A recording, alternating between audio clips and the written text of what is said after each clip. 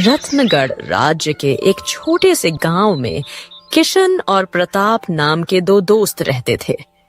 किशन हमेशा गरीबों की मदद और भलाई करने में विश्वास रखता था, जबकि उसका दोस्त प्रताप इन बातों पर बिल्कुल विश्वास नहीं करता था। अरे ओ मेरे प्रिय मित्र किशन, मेरे भाई, मेरे सखा, अरे तुम जितनी कमाई दूसरों की भलाई में लगा देते हो ना, एक दिन बड़ा नुकसान उठाओगे, समझ में आ रहा है।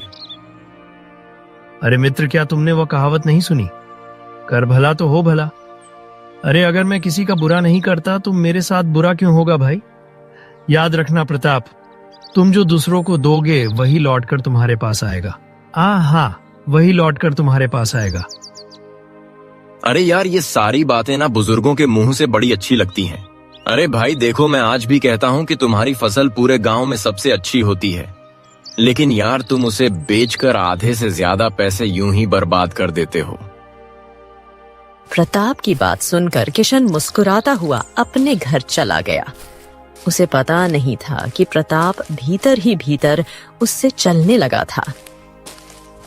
किशन के जाने के बाद प्रताप गुस्से में बोला, हाँ, इसकी फसल सबसे अच्छी होती है और ऊपर से यह गांव में भलाई का ढंडोरा पीटता रहता है। अरे लोग इसे सम्मान देते हैं जबकि मुझे कोई नहीं पूछता। अब मुझे कुछ ना कुछ तो करना ही होगा। एक तो यह मेरी नहीं सुनता तो ठीक है, अब मैं भी बताता हूं कि मैं कौन हूं। प्रताप कुछ देर बाद अपने घर पर चला गया।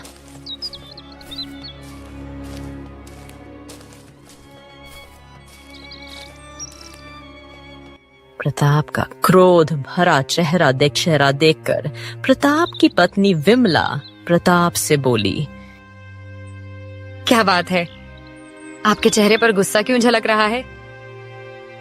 अरे क्या बताऊं, यह जो कुछ भी है ना, सब अपने मित्र किशन की वजह से है। मैं कुछ समझी नहीं। अरे विमला, तुम तो जानती हो कि किशन की फसल गांव में सबसे अच्छी होती है और वह फसल बेचकर आधे से ज्यादा धन दिखावे के लिए लोगों की भलाई में लगा देता है। अरे गांव के लोग जितना उसका सम्मान करते हैं ना, मेरा क्या, अरे मेरा बिल्कुल भी नहीं करते। जल भुन जाता हूं मैं अंदर से। अरे काश कि ऐसा हो जाता कि किशन की उपजाऊ जमीन उससे छिन जाती, तो उस दिखावे बाज की अक्ल ठिकाने आ जाती, तब समझ में आता। हाँ अच्छा, तो यह बात है। इसके लिए तो आपको बुद्धि का इस्तेमाल करना चाहिए। अरे मैं कुछ समझा नहीं। ए जी, तुम्हारा मित्र जमींदार है। जमींदार के पास बैठकर भी तुम्हारे अंदर कुछ समझ नहीं आई। मेरी बात ध्यान से सुनो। तुम अपने मित्र किशन को जमींदार से कर्ज लेने के लिए उसाओ। क्या? अरे तुम्हारा दिमाग तो ठीक है विमला। अरे किशन के पास उपजाऊ जमीन है, धन है, आखिर वह मेरे कहने पर जमींदार से कर्ज क्यों लेगा? तुम्हारी बुद्धि तो बेल बुद्धि ही रहे। अब मेरी बात गौर से सुनो। इतना कहकर विमला प्रताप के कानों में आहिस्ता से कुछ बताने लगी। विमला की बात सुनकर प्रताप कुटिल मुस्कान लिए हुए अपनी पत्नी की ओर देखकर बोला, ओ वास्तव में पहले तुम्हारे दिमाग की तो दाद देनी पड़ेगी। वाह क्या बात देवी हो तो ऐसी।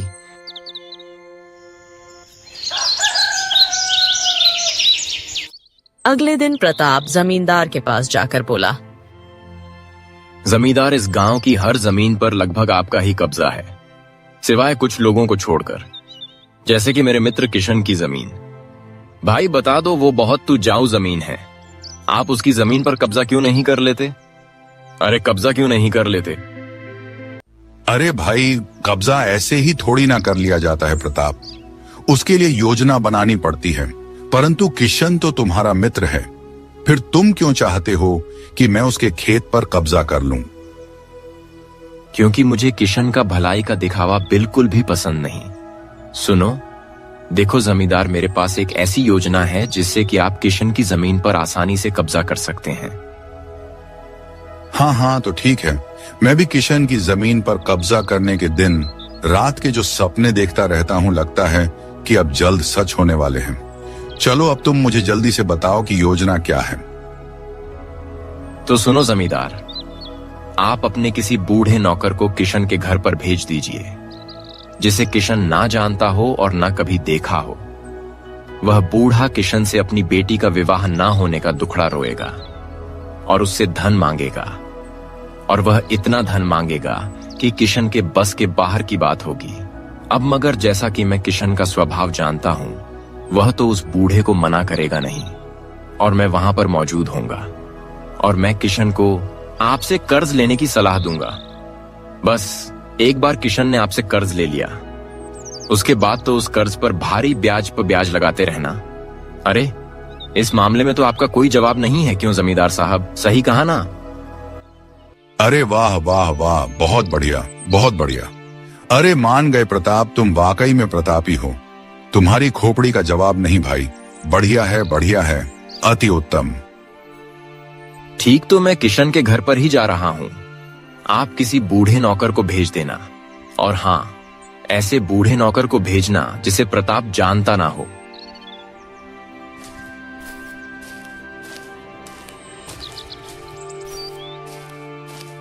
कुछ ही देर में प्रताप किशन के घर पर चला गया और उससे बातें करने लगा।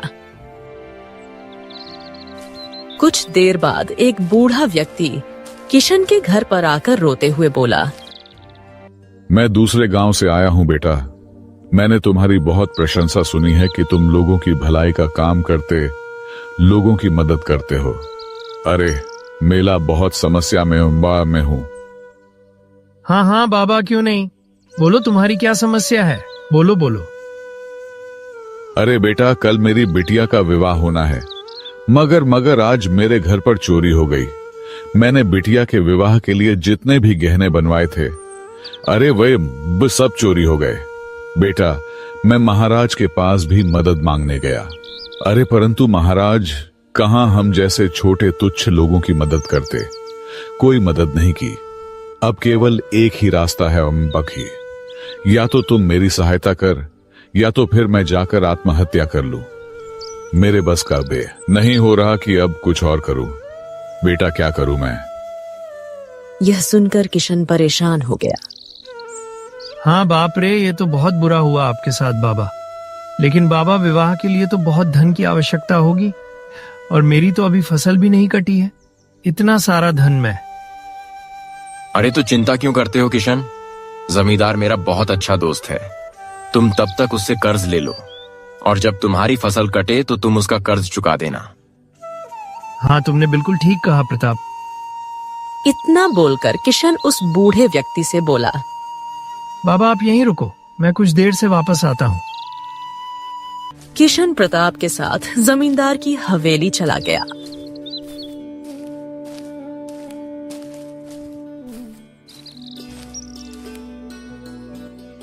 किशन, मैं तुम्हें 1 महीने के लिए इतना धन तो दे सकता हूं जितना तुम मांग रहे हो, मगर भैया 1 महीने के बाद मुझे मेरा धन वापस चाहिए, सीधी बात। हाँ हाँ ठीक है जमींदार, आप चिंता मत करो। कुछ दिन बाद मेरी फसल कट जाएगी, उसके बाद आसानी से आपका सारा धन लौटा दूंगा। बस जमींदार ने किशन को मुद्राएं पकड़ा दी। किशन ने खुश होते हुए घर पर जाकर उस बूढ़े व्यक्ति को मुद्राएं दे दी। वह बूढ़ा व्यक्ति सीधे जमींदार की हवेली चला गया।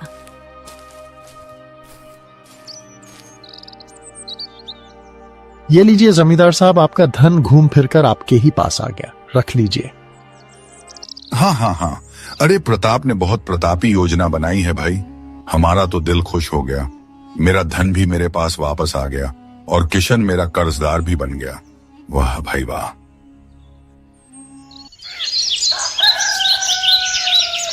समय ऐसे ही बीतता रहा। कुछ दिन बाद किशन अपने फसल काटकर राज्य में बेच आया और जमींदार का कर्ज चुकाने के लिए जमींदार की हवेली पर पहुंच गया। ये लीजिए जमींदार, मैंने आपसे जितना कर्ज लिया था उतना मैं वापस कर रहा हूँ, लीजिए। अरे तुम्हारा दिमाग तो ठीक है किशन। अरे भाई, तुम जो धन मुझे वापस कर रहे हो वह तो असल है। अरे भैया, मुझे ब्याज भी चाहिए। यह सुनकर किशन बुरी तरह से चौंक पड़ा। क्या? लेकिन जमींदार, हमारे और तुम्हारे बीच ब्याज की बात तो हुई ही नहीं थी। बस ये था कि तुम मुझे पैसे दोगे और मैं 1 महीने बाद वापस कर दूंगा। ब्याज का कहां से आ गया? वाह वाह वाह, ब्याज कहां से आ गया? तो क्या मैंने तुम्हें कर्ज देने का ठेका ले रखा था? कौन सा मुझे कीड़ा काट रहा था कि तुम्हें पैसा दूं? ए भाई, मुझे कुछ नहीं पता। मुझे मेरा धन ब्याज के साथ वापस चाहिए, सूद समेत। सीधी बात। हाँ तो ठीक है, बताइए आपका कितना ब्याज होता है? मैं आपका ब्याज भी लौटा दूंगा, बताइए। जमींदार ने किशन को इतना ब्याज बताया कि किशन को चक्कर आने लगा। बाप रे, इतना भारी ब्याज! ये तो सरासर अन्याय है जमींदार। इतना भारी ब्याज तो मैं अपना खेत बेचकर भी नहीं चुका सकता। अरे तो कौन कह रहा है खेत बेचो? तुम खेत? अरे भैया, कौन सा खेत? कौन से खेत की बात कर रहे हो? कान खोल के सुन लो, तुम्हारा खेत अब तुम्हारा नहीं, मेरा हुआ। जब तक तुम मेरी रकम सूद समेत नहीं लौटा देते, तब तक तुम्हारे खेत पर मेरा कब्जा रहेगा। बस बात खत्म, निकल जाओ यहां से। क्या ये तुम मेरे साथ सरासर धोखा कर रहे हो जमींदार? तुम देखना इसकी शिकायत मैं महाराज से करूंगा।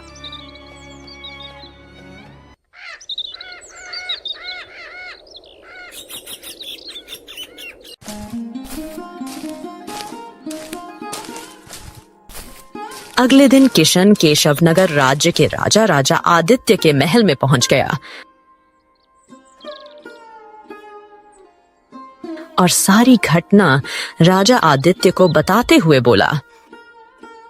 महाराज की जय हो महाराज, मेरे साथ बहुत बड़ा अन्याय हुआ है। मेरी सहायता कीजिए, अन्यथा मैं बर्बाद हो जाऊंगा।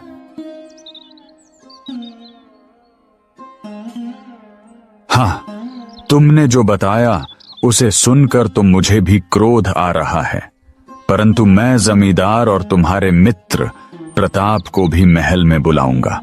पहले उनसे भी समझूंगा। कुछ देर बाद प्रताप और जमींदार राजा आदित्य के सामने खड़े हुए थे। किशन ने मुझे बताया कि तुमने अपनी मर्जी से भारी प्याज लगाकर किशन का खेत हड़प लिया। अरे रे रे रे, अरे रे, ये तो सरासर मेरे ऊपर झूठा आरोप है महाराज। अरे ये किशन झूठ बोल रहा है। अरे महाराज, ब्याज की बात करने के बाद ही मैंने इसे रकम दी थी। अगर आपको मेरी बात पर विश्वास नहीं होता तो आप प्रताप से पूछ लीजिए। न प्रताप तो किशन का मित्र है, ना वह तो सच बोलेगा। क्यों भैया प्रताप, बताओ। क्या यह सत्य है प्रताप जी? महाराज, जमींदार सच बोल रहा है। यह सुनकर किशन बुरी तरह से चौंक पड़ा। हाँ, तुम ये क्या कह रहे हो प्रताप? हाँ, सही तो कह रहा हूं किशन। भला मैं तुम्हारे लिए झूठ क्यों बोलने लगा?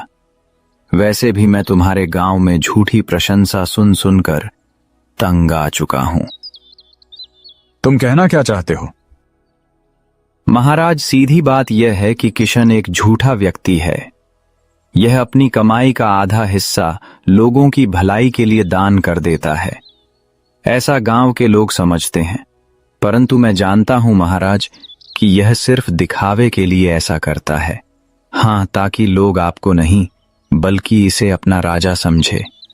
चालाक है यह महाराज। महाराज, ये सरासर झूठ बोल रहा है। महाराज, ऐसा कुछ नहीं है। तुम यह बताओ कि क्या यह सत्य है कि तुम अपनी कमाई का आधा हिस्सा लोगों की भलाई के लिए दान कर देते हो? जी महाराज, यह सत्य है। अरे तो क्या तुम अपने आप को राजा हरिश्चंद्र समझते हो? अरे इस राज्य के राजा हम हैं कि तुम लोगों की मदद करना हमारा कर्तव्य है। मैं तुम्हारी कोई सहायता नहीं कर सकता। अगर तुम लोग अपनी रकम लुटाने के बजाय समझदारी से काम लेते तो आज तुम्हारे पास इतना धन होता कि तुम इस जमींदार के पैसे ब्याज के साथ भी लौटा देते।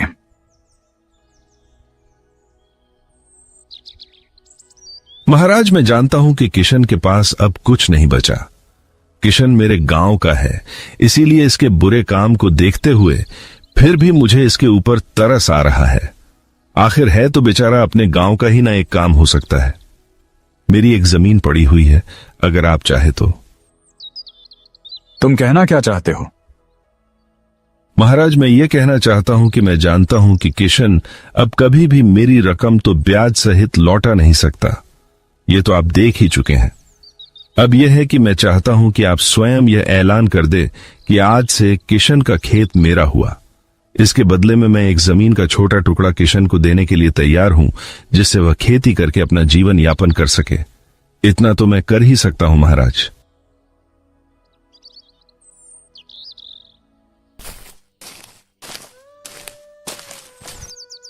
किशन मुंह लटकाकर अपने घर पर आ गया। उसकी आंखों से आंसू बहने लगे। किशन की आंखों में आंसू देखकर उसकी पत्नी बिंदिया किशन से बोली, आखिर आपको लोगों की भलाई करके क्या मिला? आप तो सड़क पर आ गए। नहीं बिंदिया, नहीं, मुझे अब भी उसी कहावत पर विश्वास है, कर भला तो हो भला। वो सब तो ठीक है, पर हमारा उपजाऊ खेत हमसे छीन गया। उस जमींदार ने हमसे छलकर अपना बंजर जमीन का टुकड़ा हमें दे दिया। क्या आप उस पर खेती कर पाएंगे? मुझे जमींदार से कोई शिकायत नहीं है, बधिया, कोई शिकायत नहीं है। अरे वह तो नियत का मारा है ही।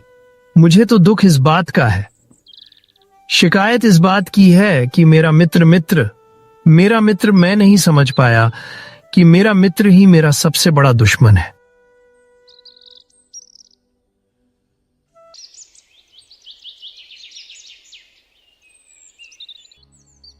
अगले दिन किशन जमींदार के दिए हुए बंजर खेत पर पहुंच गया। तभी किशन ने देखा कि बंजर जमीन के सामने घनी झाड़ियों में 2 सैनिक छुप के बैठे हुए थे। किशन दबे पांव उनके करीब चला गया और एक पेड़ के पीछे छुपकर उनकी बातें सुनने लगा। वह दोनों सैनिक एक दूसरे से बातें कर रहे थे। क्यों, तुमने योजना ठीक से तो बना ली है ना? कहीं ऐसा ना हो कि हम राजा आदित्य के महल में पकड़े जाए। अरे भाई, चिंता ना करो राजा आदित्य का मंत्री, हमसे मिला हुआ है। रात में हमें महल का मुख्य दरवाजा खुला मिलेगा। आज रात हम दोनों राजा आदित्य की हत्या करके वापस आ जाएंगे। बस हो गया हमारा काम, चलो। इतना बोलकर वह दोनों सैनिक वहां से चले गए। उनके जाते ही किशन अपने आप से बोला, हाँ महाराज की जान तो खतरे में है। इतना बोलकर किशन दौड़ता हुआ राजमहल की ओर चला गया।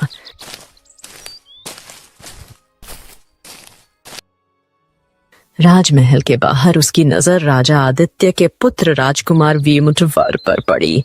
किशन दौड़ता हुआ राजकुमार वीर के पास पहुंचकर सारी घटना बताने लगा।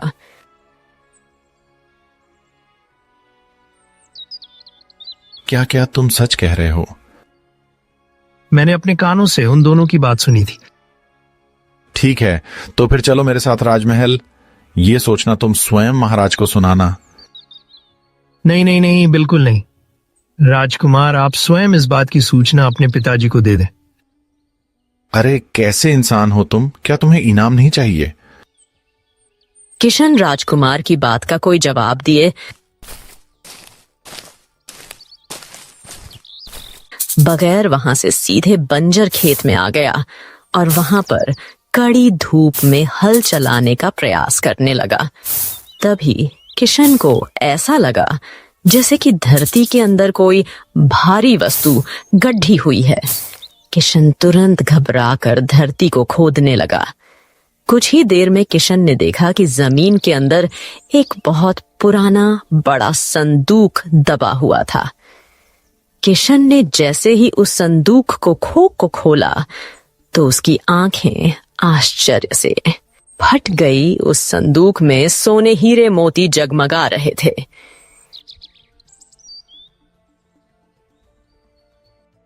किशन बड़े से बक्से को लेकर अपने घर ले आया।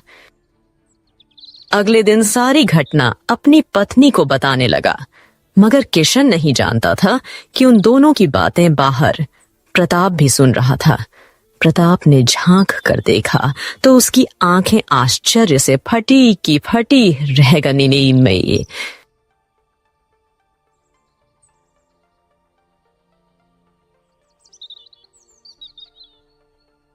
आप बिल्कुल सही कहते थे, कर भला तो हो। भला आपकी जो जमीन जमींदार ने हड़प ली है, अब तो आप उस जैसे सैकड़ों जमीन खरीद सकते हैं।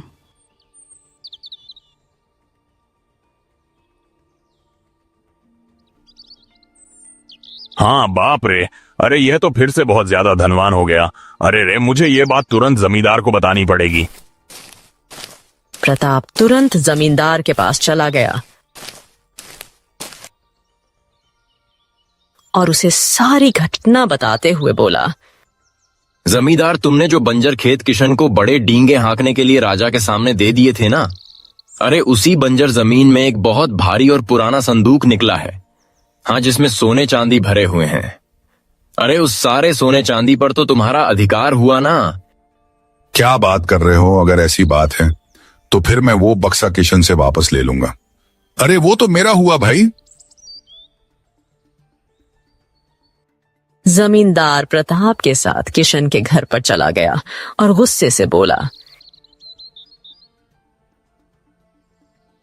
हे किशन, ए भाई, मुझे मेरा बक्सा वापस दो। वो सोने चांदी हीरे से भरा बक्सा मेरी बंजर जमीन पर निकला है। लाओ, मुझे वापस करो। बकवास बंद करो जमींदार, तुमने वह जमीन महाराज के सामने स्वयं मेरे नाम कर दी थी। अब उस जमीन पर तुम्हारा कोई अधिकार नहीं रहा। उस जमीन से चाहे सोना निकले या मिट्टी, उस पर मेरा अधिकार है। सीधी बात है।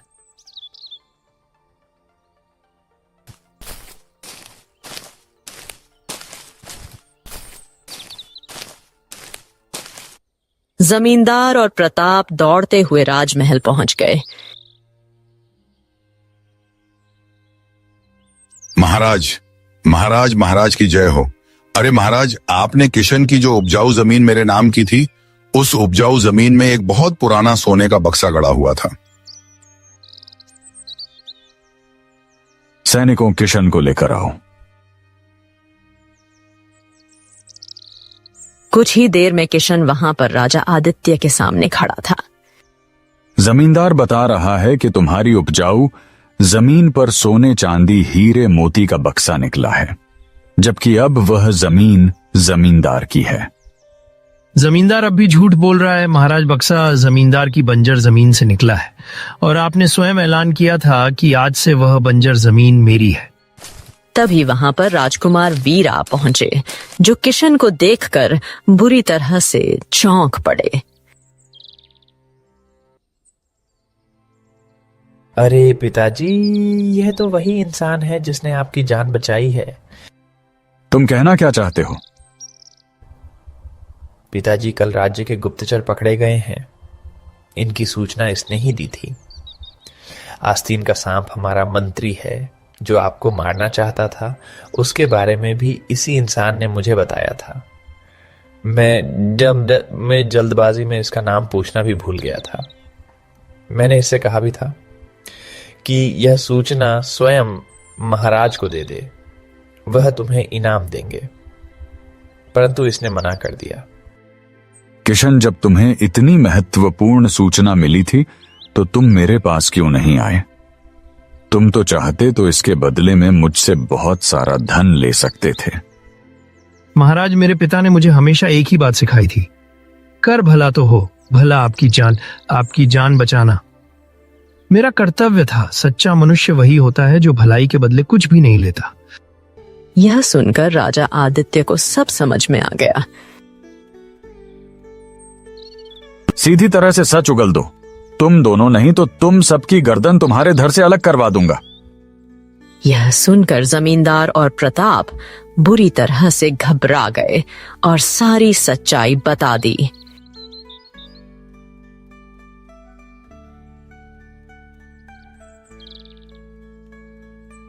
जमींदार ने जो खेत बेईमानी और धोखे से तुमसे हड़पा था, वो खेत अब से फिर से तुम्हारा हुआ। सैनिकों, इन दोनों को घसीटते हुए कारागार में डाल दो। इतना बोलकर राजा आदित्य के सैनिक जमींदार और प्रताप को घसीटते हुए कारागार में ले गए।